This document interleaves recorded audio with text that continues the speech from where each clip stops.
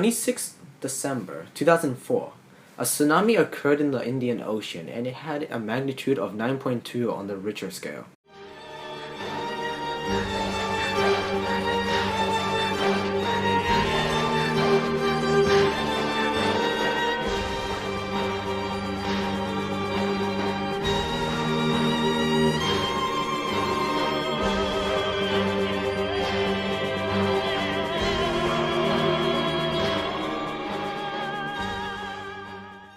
The countries affected were Somalia, Kenya, Tanzania, Seychelles, Maldives, India, Malaysia, Thailand, and Bangladesh.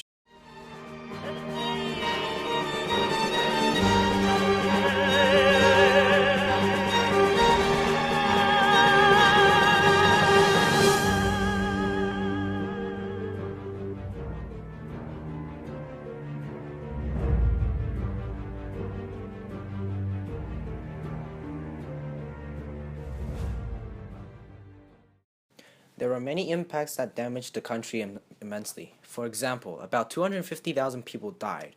2 million people were left homeless. Some were swept away with the water. And 13 countries were affected.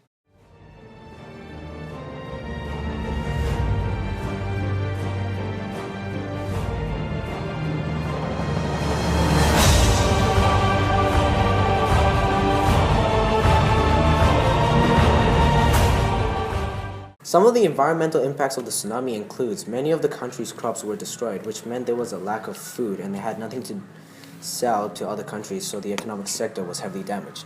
The salt water devastated the farmlands. In Indonesia, about 8 million liters of oil was lost from oil plants. All across the coast, the mangrove forests were severely damaged. In the ocean, the coastal wetland and the coral reefs were destroyed.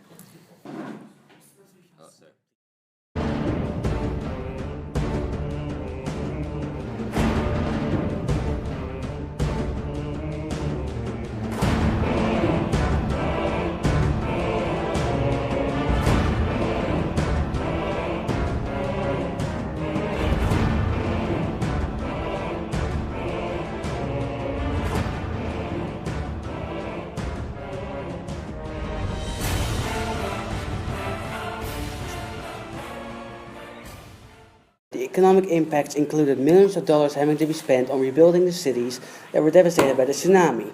Next to that, tourism in the countries that were hit by the tsunami came to a massive decline due to many of the casualties, including tourists that were in the area. This decline stayed like this for at least a couple of years, and also caused the countries to lose even more money that they would usually make of tourism.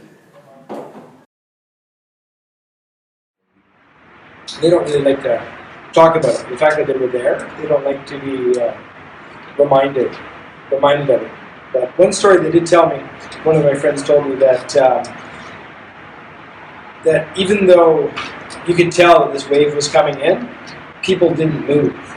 They stood there in the surf and just allowed it to just smash right over top of them. Although most people knew what was happening as the tide moved out from the beach, but they were frozen. People did not know what to do. That was one of the stories, but they didn't really like to talk about it very much.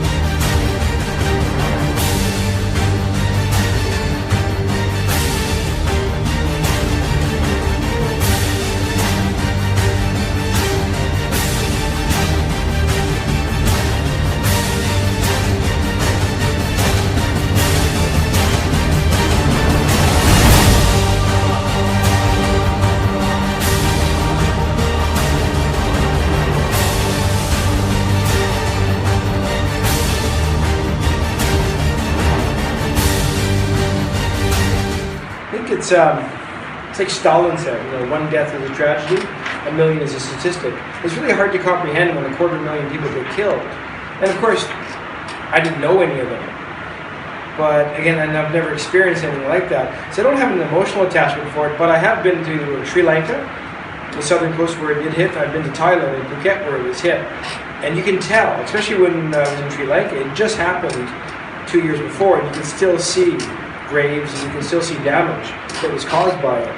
But you never think about it though. Like I go to Thailand all the time, I go to the beach all the time, and you never really think about it. But it's kind of in the back of your mind because there's always little signs around.